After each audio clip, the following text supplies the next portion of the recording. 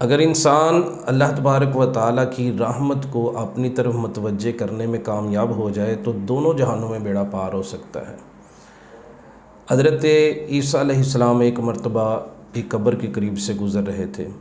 امام رازی نے اس بات کو لکھا ہے تفسیر کبیر کے اندر، بسم اللہ الرحمن الرحیم کی تفسیر کے تحت۔ حضرت عیسیٰ علیہ السلام جب گزر رہے تھے تو آپ نے خاص کشف کے ذریعے دیکھا کہ قبر میں عذاب ہو رہا تھا، اور قبر جو ہے وہ جہنم کے گھڑوں میں سے گھڑا بنی ہوئی ہے۔ آپ گزر کے دیگر معاملات کرنے کے بعد جب واپس آئے تو آپ نے دیکھا تو قبر جو ہے وہ جنت کے باغوں میں سے باغ بنی ہوئی تھی۔ تو حضرت عیسیٰ علیہ السلام نے اللہ تبارک و تعالیٰ کی بارگاہ میں عرض کیا، یا اللہ یہ کیا ماجرا ہے، یہ کیا ماجرا ہے کہ پہلے قبر جو ہے وہ آگ کی لپٹوں میں تھی، عذاب قبر ہو رہا تھا قبر والے کو،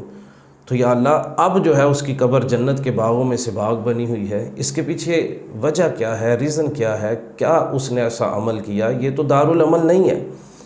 اللہ تبارک و تعالیٰ نے وحی فرمائی اور ارشاد فرمایا کہ جب یہ شخص دنیا سے آیا تھا چونکہ یہ گناہ گار تھا اور اس کے گناہوں کی سزا اس کو قبر میں مل رہی تھی، اور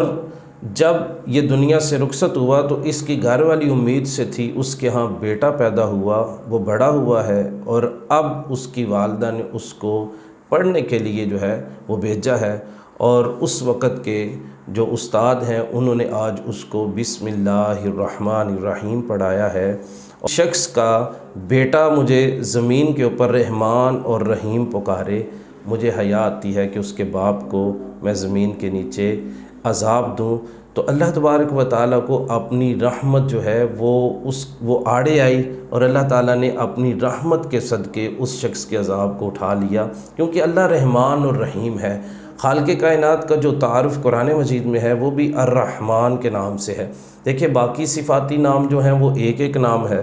اور جس صفت کے اندر رحم ہے وہ دو ہیں، رحمان اور رحیم۔ اللہ تبارک و تعالیٰ نے تو قرآن مجید میں ارشاد فرما رکھا ہے نا کہ وَرَحْمَتِي وَسِعَتْ كُلَّ شَيْءٍ، تو اللہ تعالیٰ کی رحمت جو ہے وہ تو ہر چیز کو گھیرے ہوئے ہے، اس کی رحمت بڑی وسیع ہے، اور اس کی رحمت جو ہے وہ ہماری بخشش کے بہانے تلاش کر رہی ہے۔ لہٰذا ہر وہ عمل کریں کہ جس پر آپ کو امید ہو کہ اس کے ذریعے میرے رب کی رحمت میری طرف متوجہ ہو جائے گی، اور اگر اس کی رحمت کو متوجہ کرنے میں آپ کامیاب ہو گئے تو دونوں جہانوں میں بیڑا پار ہو سکتا ہے۔